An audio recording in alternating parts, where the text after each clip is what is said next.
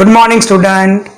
आज हम लोग एक्सरसाइज 1.3 इसका वापस वीडियो बना रहे हैं, क्योंकि इसका जो पुराना वाला वीडियो है ना, उसमें वॉइस बहुत बीच बीच में अटक रही है, तो ये इसका रीमेक है। तो इसका पहला वाला जो पार्ट है आपने पहले वाले वीडियो में देखा है। अभी उसका हम क्या कर रहे हैं, सेकेंड पार्ट बना रहे हैं। तो सेकेंड पार्ट सेकेंड क्वेश्चन से चालू हो रहा है। देखो क्वेश्चन में क्या करा है, इसका बेसिक जो भी कुछ है आपको पहले वाले वीडियो में मिल चुका है। Take the set of natural number from 1 to 20 as a universal set and show set x and y using a Venn diagram. Right? X is the set of all x such that x belongs to natural number and x is less than 15 and greater than 7. Y is a set of all y such that y belongs to natural number and y is a prime number from 1 to 20. तो चलो बच्चों पहले क्या करें, take the set of natural number from 1 to 20 as universal set. तो पहले लिख लेते हैं। तो universal set u from 1 to 20, तो क्या आ जाएगा 1 2 3 4 5 6 7 8 और फिर लास्ट में 18 19 20। ठीक है, और उसके बाद क्या है, x is a set of all x such that x belongs to natural number and x is less than 15 greater than 7।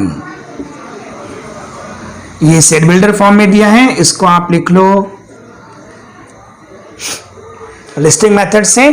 तो क्या आ जाएगा, x is less than 15 greater than 7, तो ये आ जाएगा 8 9 10 11 12 13 14 और बच्चों 15।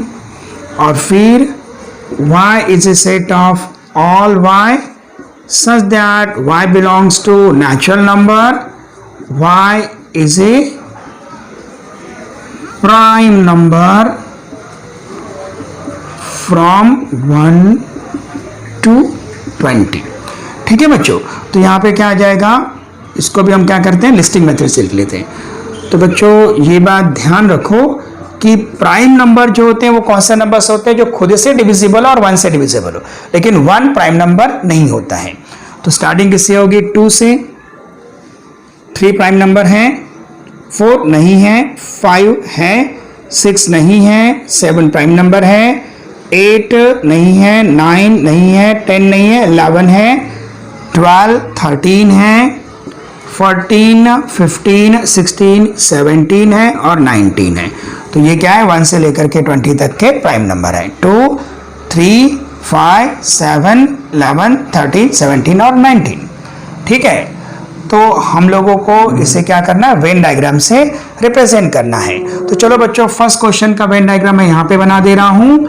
ये फर्स्ट क्वेश्चन है, तो पहले क्या बना लो बच्चों, यूनिवर्सल सेट बना लो। तो यूनिवर्सल सेट आप रेक्टेंगल से दिखाते हो, यू कर दो और फिर उसके अंदर क्या करो, आप उसका सबसेट बना लो। राइट, तो ये सबसेट किससे दिखा रहे हैं आप, x से। तो x बच्चों यहां लिखना, बाहर मत लिख देना, बाहर लिख दोगे तो वो कॉम्प्लीमेंट हो जाएगा। तो पहले क्या करो, सबसेट के एलिमेंट लिख लो। तो सबसेट के एलिमेंट क्या है, 8 9 10 11 12 13 14। लेस देन 15 बोला है तो 15 नहीं आएगा, खाली 14 तक आएगा। ठीक है, क्यों, क्योंकि x इज लेस देन 15 बोला है बच्चों। अगर यहाँ पे इक्वल टू बोलता तो हम 15 लेते थे। चलिए कोई बात नहीं, अब यहाँ पे x हो गया। अब ये वाले जो एलिमेंट्स हैं छोड़ करके बाकी जो एलिमेंट्स है वो एरिया में लिख दोगे और उसका मिलके क्या बन जाएगा, यूनिवर्सल सेट मिल जाएगा। तो कौन कौन से एलिमेंट हमें कैंसिल कर देने हैं, हमें कैंसिल कर देना है 8, यूनिवर्सल सेट में से क्या क्या हटा देना है, 8 9 10 11 12 13 14 तक सब हटा देना। तो बचा क्या, 1 2 3 4 5 6 7 भी आएगा, 8 9 10 11 12 13 और फिर 15 16 17 18 19 और 20। समझे? तो ये आ गया फर्स्ट क्वेश्चन का वेन डायग्राम। ठीक, चेक कर लो सारे एलिमेंट आ गए क्या? 1 2 3 ये 20 होगा ना, तो काउंट कर लेने का 1 2 3 4 5 6 7 8 9 10 11 12 13 14 15 16 17 18 19 20। मतलब आपका डायग्राम जो है वो राइट है। अब सेकंड क्वेश्चन के लिए आ जाओ।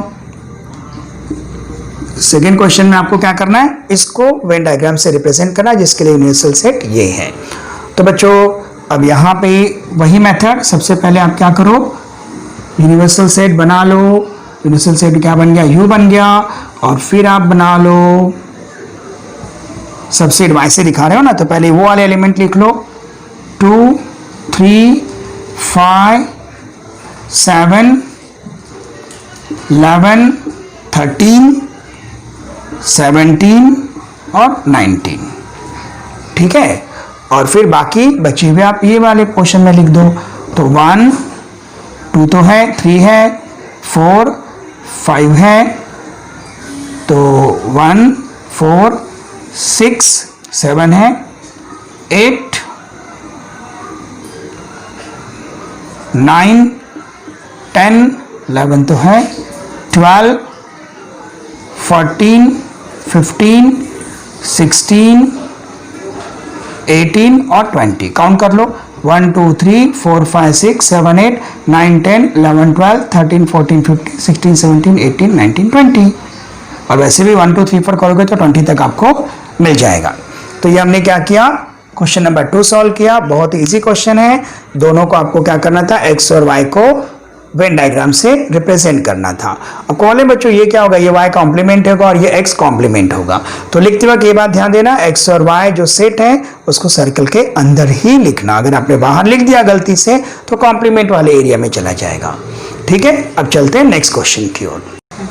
क्वेश्चन 3 बच्चों क्या दिया, देखो यूनिवर्सल सेट दिया है 1 2 3 7 8 9 10 11 12 और p दिया है 1 3 7 10। Show that set U, P and P complement by Venn diagram. इसको क्या बोलते हैं, complement. Verify P complement of complement is P। ठीक है, एकदम इजी क्वेश्चन है। चलो स्टार्ट करते हैं। पहले हम लिख देते हैं यूनिवर्सल सेट। तो यूनिवर्सल सेट आ गया 1 2 3 7 8 9 10 11 और 12। तो यूनिवर्सल सेट में 1 2 3 7 8 9 10 11 12 और इसके बाद सेट P लिख देते हैं। P में क्या क्या बच्चों, 1 3 7 और 10 है, राइट। तो ये U हो गया, P हो गया और फिर P डैश भी फाइंड कर लेते हैं, मतलब P कॉम्प्लीमेंट। अब बच्चों कॉम्प्लीमेंट कैसे फाइंड किया जाता है, जो P एलिमेंट्स है ना, P के जितने भी एलिमेंट्स हैं, आप यूनिवर्सल सेट में से ये एलिमेंट्स को हटा दो, जो बाकी बचेंगे वो किस में आ जाएंगे, P कॉम्प्लीमेंट में आ जाएंगे। तो कौन कौन यहां से हट जाएगा, 1 हट जाएगा, 3 हट जाएगा, 7 हट जाएगा और 10 हट जाएगा। तो फिर बचा क्या, जो बचेगा वो P कॉम्प्लीमेंट। तो क्या आ गया, 2 8 9 11 और 12।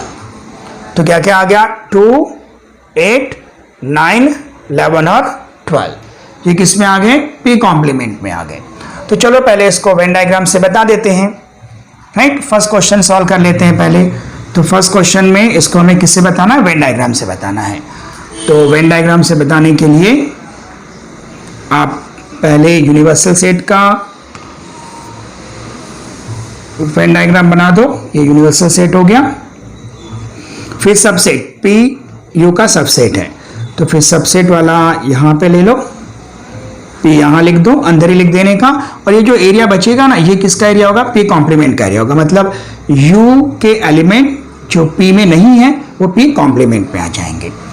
तो बच्चों P के एलिमेंट्स क्या लिखोगे, 1 3 7 और 10। और P कॉम्प्लीमेंट में क्या आ जाएगा, जो P कॉम्प्लीमेंट है यहां लिख दो, 2 8 9 11 12। काउंट कर लो, 1 2 3 4 5 6 7 8 9, 1 2 3 4 5 6 7 8 9। ठीक है, तो ये हो गया वेन डायग्राम। अब बच्चों सेकेंड क्वेश्चन में क्या कर रहा है, आपको प्रूव करना है कि P कॉम्प्लीमेंट और कॉम्प्लीमेंट इज P। तो इसको हम लोग लिख देते हैं स्टेटमेंट 1, इसको लिख देते हैं स्टेटमेंट 2, ठीक है।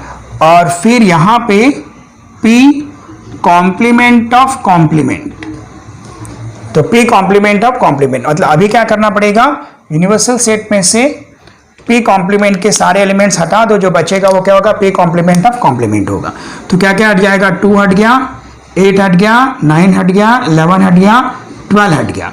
अब ये हट गया तो यहां पे क्या आ गया, P कॉम्प्लीमेंट में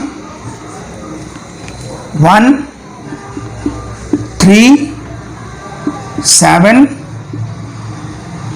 10, ठीक है। तो बच्चों अब ये जो 1 3 7 10 क्या है, P है ना, तो इसको स्टेटमेंट 3 लिख दो, फिर लिख दो फ्रॉम 1 and 3, चेक कर लो ध्यान से।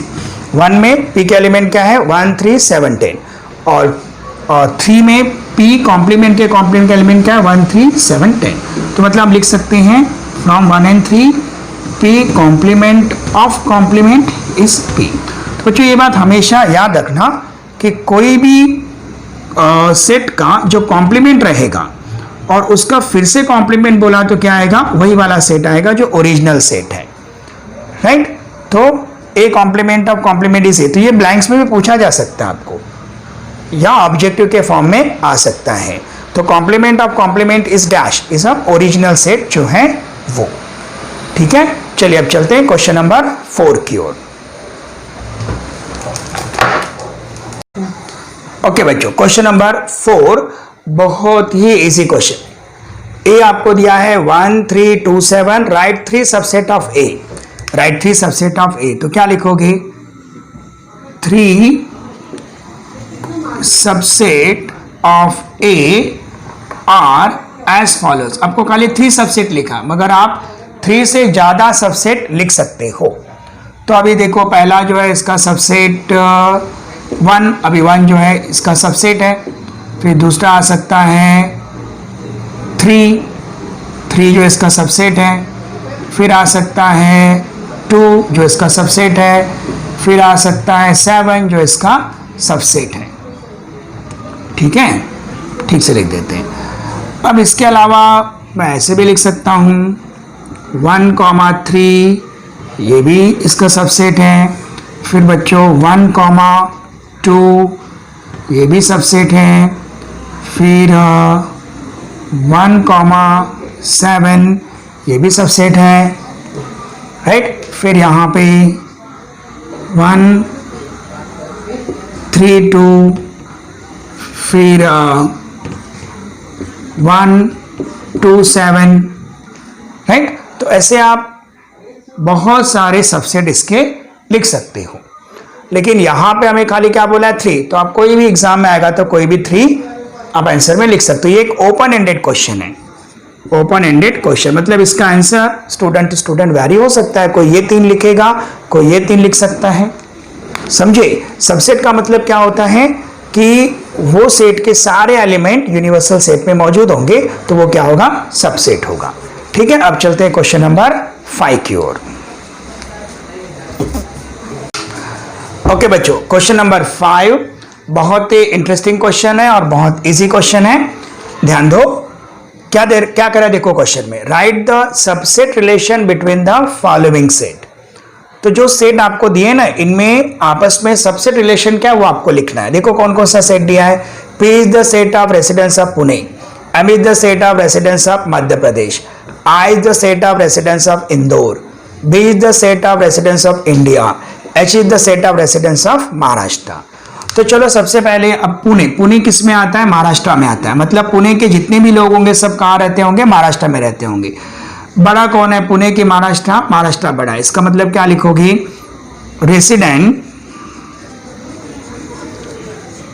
रेसिडेंट्स ऑफ पुणे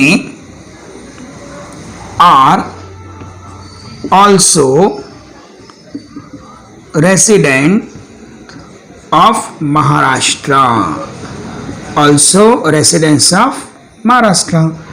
मतलब पुणे के जितने भी रेसिडेंट्स हैं वो महाराष्ट्र के भी रेसिडेंस है। मतलब P is a subset of H, P is a subset of H, ये रिलेशन हो गया। देयरफॉर फिर नेक्स्ट क्या लिखोगे, अब महाराष्ट्र के जितने भी रेसिडेंट्स हैं सब किस में रहेंगे, इंडिया में रहेंगे, राइट, तो वो भी यहीं पे लिख सकते हो। तो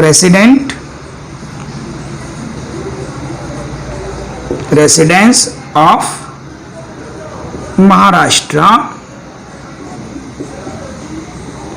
are also resident of India. Residence of Maharashtra और ऑल्सो रेसिडेंस ऑफ इंडिया। तो रेसिडेंस ऑफ महाराष्ट्र किससे दिखा रहे हो आप, H से, तो H is a subset of India. India के लिए क्या लिया हमने, B लिया है। और एक बात बच्चों, क्या पुणे के सारे लोग इंडिया में आएंगे, यस ऑफ कोर्स आएंगे, तो यहां पे क्या आएगा, resident of Pune are also residents of India. तो रेसिडेंस ऑफ पुणे किसे दिखा रहे हो, P से दिखा रहे हो, तो P is a subset of India को किससे दिखा रहे हो आप, B से, B। ठीक है, तो अब यहां पे नेक्स्ट अब चलते हैं इंदौर वाले केस में। तो इंदौर के सारे लोग किसके सबसेट होंगे, मध्य प्रदेश के, क्योंकि इंदौर के सारे लोग किस में आएंगे, मध्य प्रदेश में। तो आप लिखोगे resident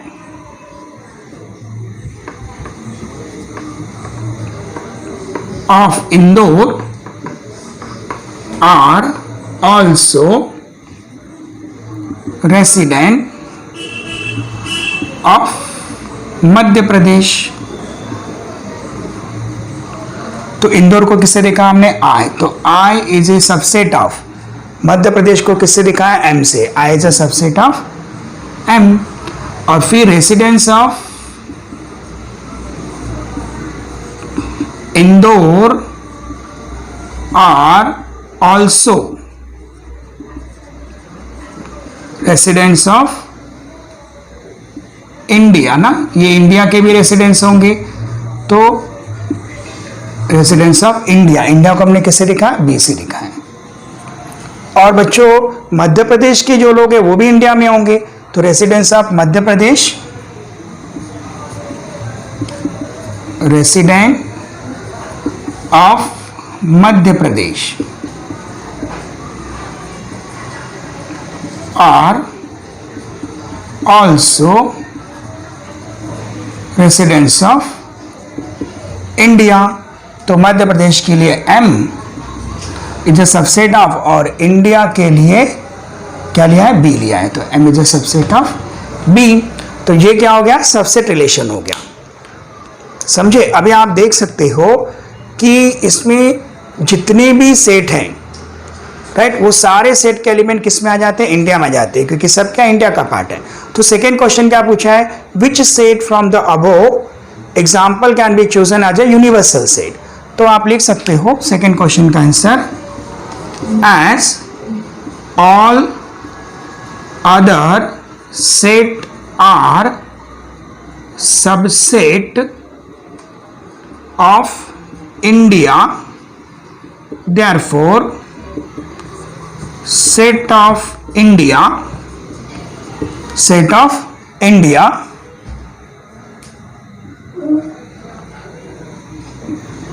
of resident of India लिख देते हैं, set of residents of India can be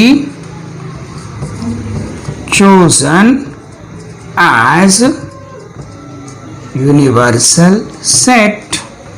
तो आपके सेकेंड क्वेश्चन का आंसर था। ठीक है बच्चों, अब चलते हैं क्वेश्चन नंबर 6 की ओर। Question number 6 student, which set of the numbers could be the universal set for the sets given below। Question ध्यान से पढ़ो, which set of the numbers। अब सेट ऑफ द नंबर्स कौन कौन सा होता है, नेचुरल नंबर, होल नंबर और इंटीजर। तो वो क्या कर रहा है कि नेचुरल नंबर, होल नंबर और इंटीजर में से कौन कौन से सेट, ये जो सेट दिए गए हैं ये सेट के लिए क्या होगा, यूनिवर्सल सेट होगा, वो आपको बताना है। तो ठीक है, तो सबसे पहले अब यहाँ पे the set of multiple of 5 मतलब 5, 10, 15 and so on, set of multiple of 7, 7, 14, 21 and so on, the set of multiple of 12, 12, 24 and so on. The set of integers which are multiple of 4। अभी बच्चों set of integer which are multiple of 4, तो जब भी multiple की बात होती है ना, तो मल्टीपल में हम ज्यादातर पॉजिटिव नंबर्स ही लिखते हैं। तो इंटीजर बोला तो भी हमें क्या करना पड़ेगा, मल्टीपल्स में पॉजिटिव मल्टीपल्स ही लेने होंगे। तो चलिए अब यहां पे सॉल्व करते हैं। Which set of the number could be the universal set for the set given below. तो सबसे पहले हम सेट ऑफ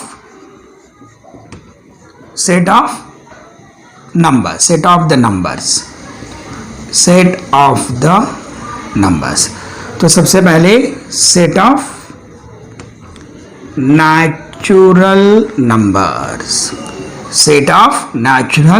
नंबर्स किसे दिखाओगे, n से, तो क्या क्या आएगा उसमें 1 2 3 4 एंड सो ऑन।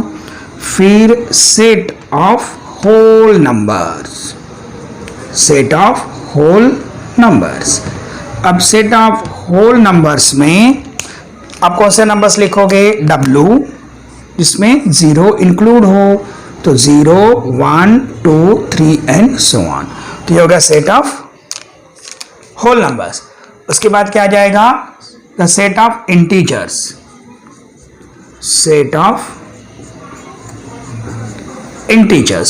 बच्चों सेट ऑफ इंटीजर्स को किसे दिखाओगे, I से। इसमें कौन से नंबर आएंगे, पॉजिटिव और नेगेटिव दोनों, तो -3 -2 -1 0 1 2 3 एंड सो ऑन। ठीक है, अब यहां पे क्या करा है वो, A, the set of multiple of 5, the set of multiple of 5। तो जो मल्टीपल ऑफ 5 के लिए क्या आ जाएगा, A 5 into 1 5 into 2 15 and so on। फिर B, the set of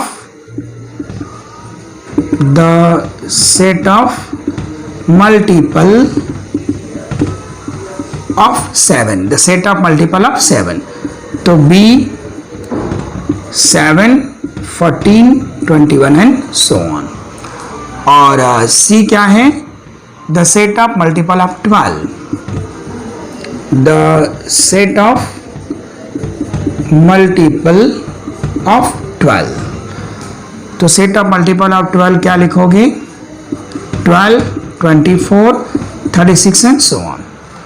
तो अब बच्चों A जो है ये n का सबसेट होगा, क्योंकि A के सारे एलिमेंट n में तो होंगे ना कहीं तो 5 10 15 आएगा ही आएगा। B जो है इसके भी एलिमेंट किस में होंगे, n में होंगे, और C के भी एलिमेंट किस में होंगे, n में होंगे, और A के सारे एलिमेंट W में भी होंगे, और A के सारे एलिमेंट I में भी होंगे, क्योंकि पॉजिटिव नंबर्स आगे चल के कहीं ना कहीं तो आपको ये सारे नंबर्स मिल जाएंगे। तो अगर आप इनको ध्यान से देखोगे तो A, B और C के सारे एलिमेंट किस में मौजूद हैं, N, W और I में मौजूद हैं। Therefore, N, W और I, any of one can be chosen as a universal set for the A, B, C। तो कैसे लिखोगे, as all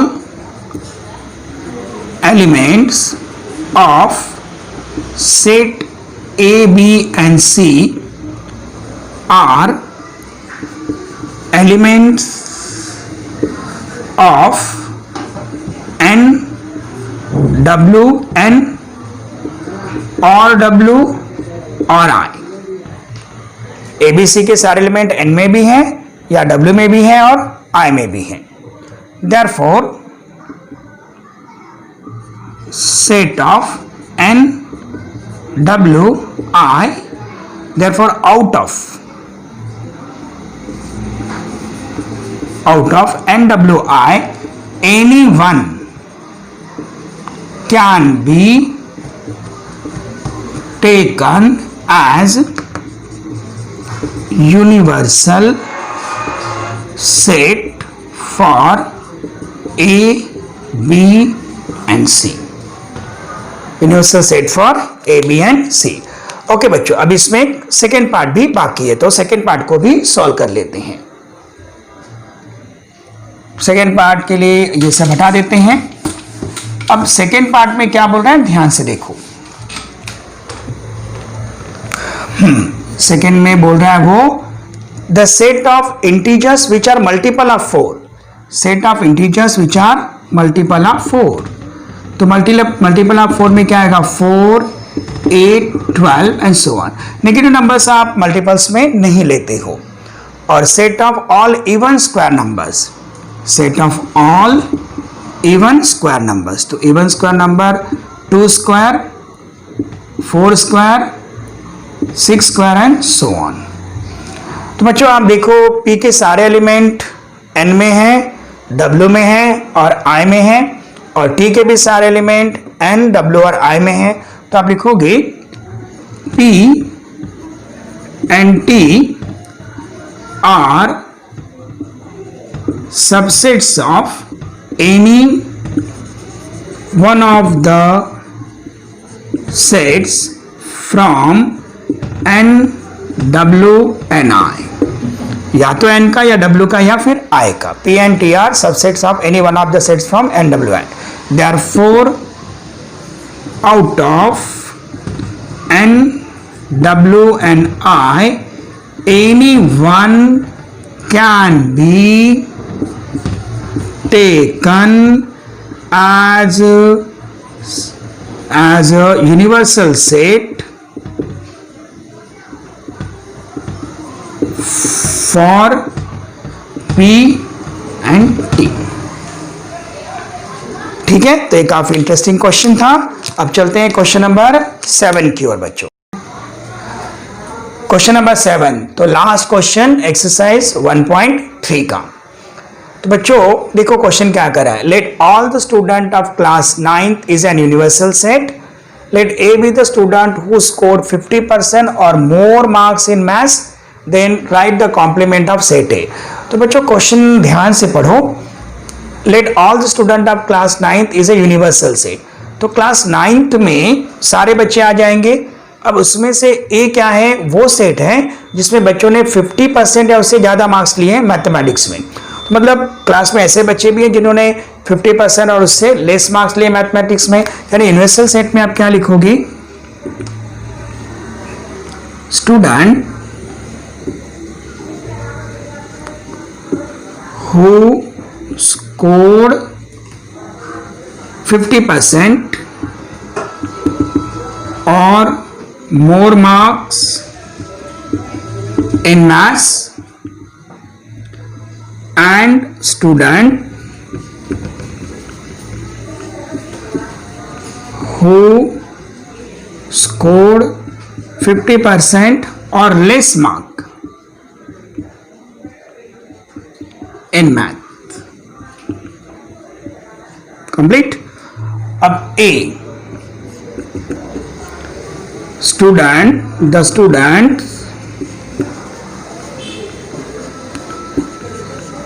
who scored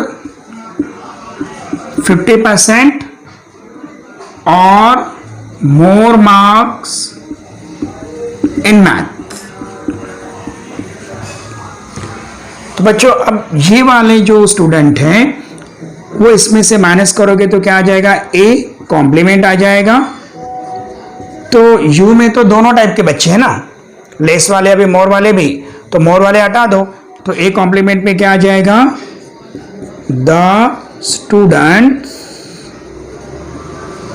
who scored 50% और मोर देन 50% और मोर मार्क्स इन मैथ्स। तो the students who scored less than 50% marks in math. समझ गए? तो बच्चों ये था आपका एक्सरसाइज 1.3। इसकी बहुत प्रैक्टिस करो और सॉल्व करने के बाद इसे आप होमवर्क में भी भेजो। और बच्चों साथ में वीडियो को लाइक करो, चैनल को सब्सक्राइब करो। राइट? थैंक यू बच्चों।